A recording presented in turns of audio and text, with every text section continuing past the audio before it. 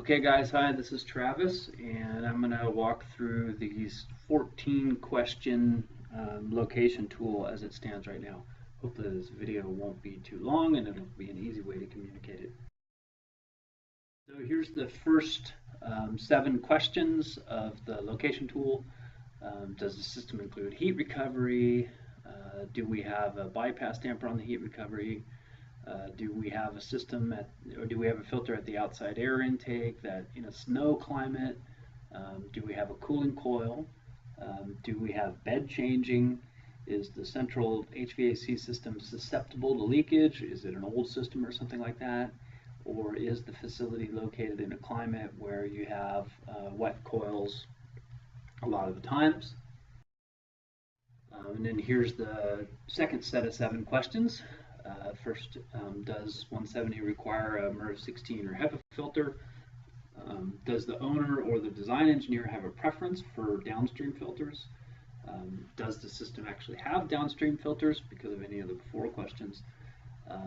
Does the system serve ORs or PE rooms or some highly critical case? Is it a DOAS system with terminal heat pumps? Is it a DOAS system with chilled beams or some sort of non-condensing unit in the room? And then finally, the last question is, do you need to have continuous maintenance capability? In other words, that the unit would keep running while you're changing out a filter bank. So those are the 14 questions. So then what I did is I ran through a bunch of cases. Here's case 1. This is a 100% outside air VAV system. It's got heat recovery. It's serving patient rooms. This is in Las Vegas. It's a new system, and the owner does allow, that the unit can shut down when you've changed the filters. So, question 1: do we have a heat exchanger? Yeah, we do. So we have a MERV 6 in front of that. Is there a bypass damper? Yeah, sure. There's a bypass damper, and so it also bypasses the filter. Do we have an outside air louver filter with a snow climate? Nope, we don't have that. Do we have a cooling coil? Yeah, we have a cooling coil. So we need at least a minimum MERV 8 in front of the cooling coil. But if it's the only filter in the system, our 170 table says patient rooms need MERV for 14. So we're going to put a 14 here. Do we have bed changing? Yes, we do have bed changing. And so our recommendation says that you should consider a filter in the return or exhaust airstream. In this case, there's a heat recovery device, so we're going to go ahead and put a filter in front of the heat recovery device.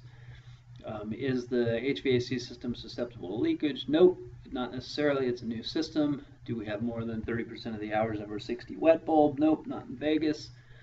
Do we have HEPA requirements? No. Does the owner or the designer prefer downstream filters? No.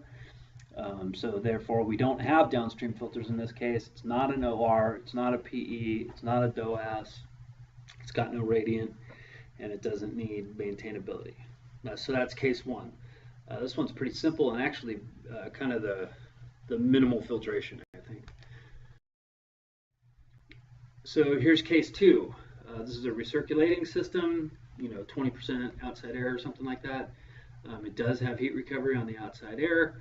Because of the climate zone. I said it was in New Hampshire. This serves exam rooms in a DNT block. This is a new system, and again, the owner allows shutdown. So do we have heat recovery? Yep, we got MERV 6s over there. Do we have a bypass damper? Nope, not in this case. Do we have a cooling coil? Yes, we have a cooling coil, and so we have to meet 62. The minimum of 62 is MERV 8. And since all we need in table 7.1 is MERV 8, that also meets the 170 requirement. Do we have bed changing? No. Is the system susceptible to air leakage? No. I said it's a new system. Do we have more than 30% of the hours over 60 wet bulb? Yes. This is a moist climate, so you can either do a downstream coil or a UV system. So in this case, I've chosen to put a downstream filter, a MERV 12, downstream of the coil. Do you have 16 or HEPA requirements? Nope. Do you have a preference for downstream? Not really. You could have done this or the UV filter, but since you have downstream filters, question 10, that you do need to have the separation distance, a blow-through configuration, or some other configuration to avoid condensation on the downstream filter. This is not an OR, it's not a PE, it's not a DOAS, it's not a radiant, and so question 11 through 14 are all no. So obviously the selection of the MERV 12 on the downstream filter is the engineer's choice. That's not driven by the standard. Um, you just need to pick one.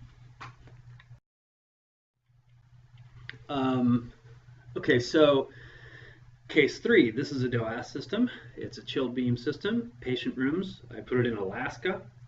Again, it's a new system, and the owner does allow shutdown. So heat recovery, yes. We got some MERV 6s in front of that. Bypass damper, no.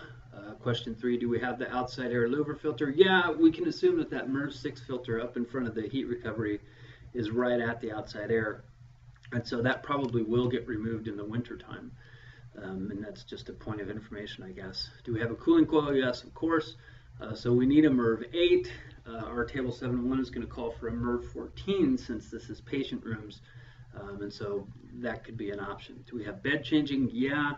And we also have heat recovery, so we're going to go ahead and put the MERV 6 in front of that. Are we susceptible to leakage? Nope. New system. Do we have more than 30% of the hours over 60 wet bulb? Nope, not in Alaska. Does 170 have a MERV 16 or a HEPA requirement? Nope, not here. Do we have an owner or a designer preference for downstream filters? Yes, in this case, we'll say that the design engineer does have a strong preference for downstream filters. And so we're going to go ahead and put downstream filters. And since we're going to put them, then we would go ahead and put the 14 there. We could put the 14 there and have 8 pre-filters. Or if the designer didn't prefer it, we could just put the 14s upstream. So question 11, is this an OR or a PE? No. Question 12, it is a DOAS with a chilled beam. Oh, question 13, it's a DOAS with radiant. So that just says you don't need filters in front of it. And do we need continuous maintainability? No, we do not. So that's another case. And this could actually go different ways. You could put the 14 in front of the coil. That would meet the standard. But if you wanted to, you could put the 14 after the coil and just put an 8 in front of the coil. Here's another one. Case 4, DOAS with water source heat pump. This serves skilled nursing. I put it in East Texas. Again, it's a new system and you can have shutdown. So again, we're going to have heat recovery. 90.1 is probably going to require that based on the climate. So you put 6s in front of those. And again, I did it. There's bed changing, so I put the one on the exhaust air as well. Do we have the OA louver for filter and snow? No, not necessarily. Question 4, do we have a cooling coil? Yes, so we need to have at least MERV 8. And in this case, MERV 8 is all we call for since it's skilled nursing. So anything above a MERV 8 is kind of gravy here. Do we have bed changing? Yeah, so that's the MERV 6 in front of the heat exchanger. This is a new system, so it's not susceptible to leakage. Do we have more than 30% of the hours over 60-degree wet bulb? Yes, so this is, again, a moist climate. So the recommendation is to either have a downstream coil at the central system or UV. And so in this case, I've shown that that can either be a MERV 12 downstream of the coil or a UV system. Maybe the owner or the designer does not have a preference. But question 10, do we have downstream filters? Yes, because of humidity, we'll put the blow through or some other configuration to avoid condensation on that filter. It's not an OR, it's not a PE. Is this a DOAS with terminal heat pumps? Yes, and so you do have to put the MERV 8 at the heat pumps to meet standard 62. Interested feedback on that. It's not a DOAS with radiant. Do you need continuous maintainability? No. I think I have one more. Yeah, one more. Case 5. So this is imagine that this cooling coil is also a desiccant system. So this desiccant system with fan-powered HEPAs. So this is a 100% outside air DOAS system, fan-powered HEPAs in operating rooms, and these are transplant ORs. Put it in Miami, so that's why you have a desiccant. It's a new system, and you do need to have continuous maintenance. So question 14, yes, you do need to have continuous maintenance. So again, we have a heat recovery device. We have MERV 6 filters in front of that. I didn't put a bypass damper in. We don't have the snow situation. We do have a cooling coil, so we're going to have to put at least a MERV 8 in front of the cooling coil. But table 7.1 is going to call for a HEPA in the room. I put a 12 in there because of the later questions. No bed changing. It's a new system, so it's not susceptible to leakage. We do have the crap. Hope that's still recording. Yeah. Okay. We do have the humidity requirement.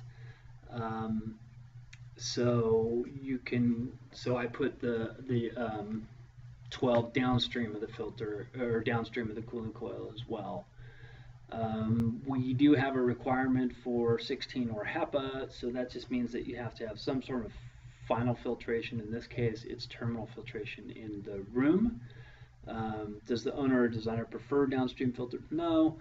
Question 10, do we have downstream filters? Yeah, we do in this case because of the humidity, but also because of the redundancy. So we're putting a blow-through unit with some distance there. Is this an OR or a PE? Yes, so we have terminal HEPAs. Is it a DOAS with terminal heat pumps? No, it's not. So question 12 is wrong on this slide. Question 13 is no, and then the continuous maintainability is yes. And so that's why I have the double bank of MERV 12s up at the air handler. So anyway, that's 5 examples that I've run through here. I think we could do a whole bunch more examples and maybe try to test these questions. Anyway, that's all I got.